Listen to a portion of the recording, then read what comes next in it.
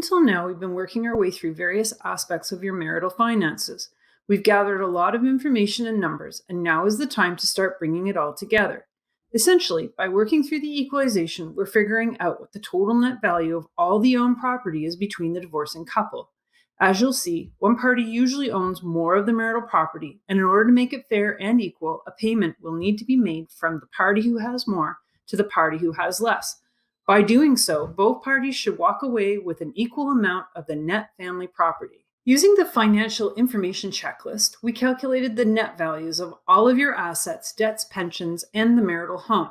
By net, I mean we calculated the amount that something was worth on the date of separation, and then we subtracted the amount that it was worth on the date of marriage, if it existed then.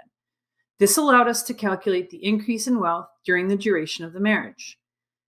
Because you've already done the work of figuring out what these net values are using the financial information checklist, we simply need to put them into the equalization chart. No need to do the math again.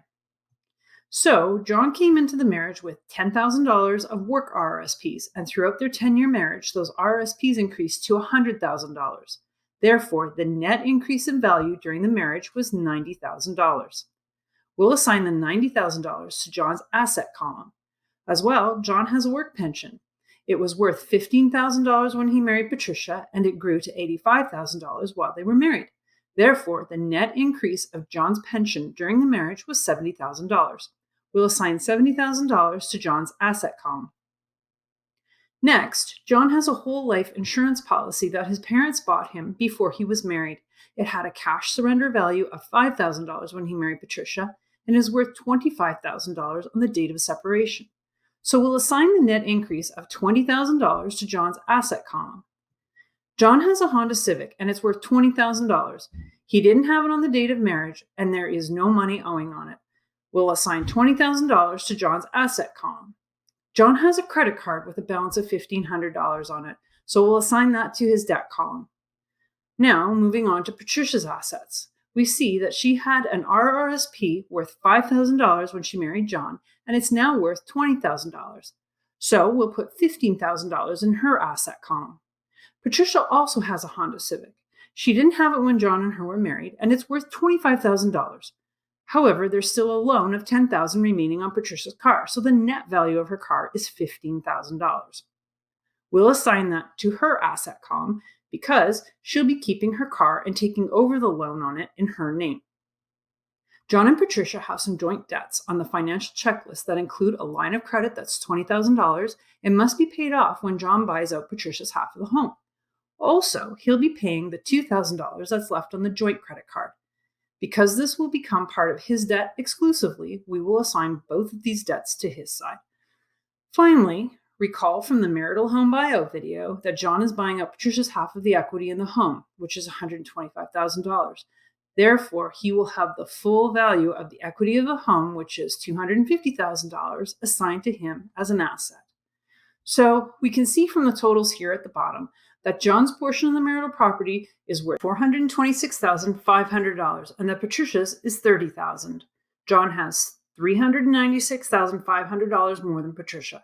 To make it fair and equal, John needs to give Patricia half of the difference, or $198,250. If we do some quick checking math, we'll see that after the equalization payment, each party will have $228,250 of the net family property.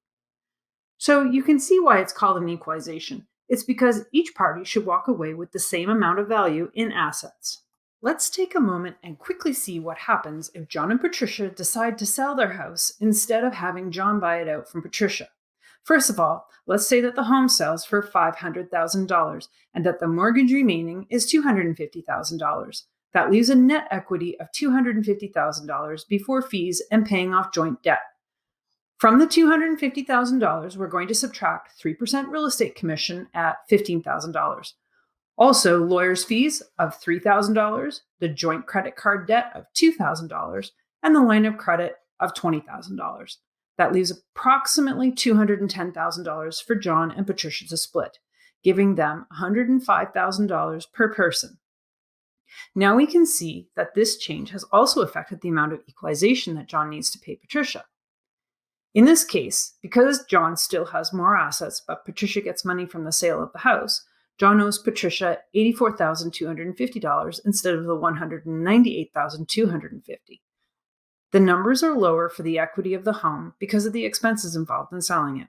Therefore, if we do some quick math, we can see that John has assets of $303,500, subtract $84,250 for the amount that he needs to pay to Patricia, and that equals $219,250. Patricia has assets of $135,000, and she gets $84,250 from John in equalization. And that also leaves her with $219,250 in total assets. So each party has $219,250 of net family property, and this is fair. Thank you for watching, and don't forget to grab your copy of my indispensable resource for writing your own separation agreement, the definitive sourcebook of family law separation agreement clauses. Like and subscribe, and I'll see you soon.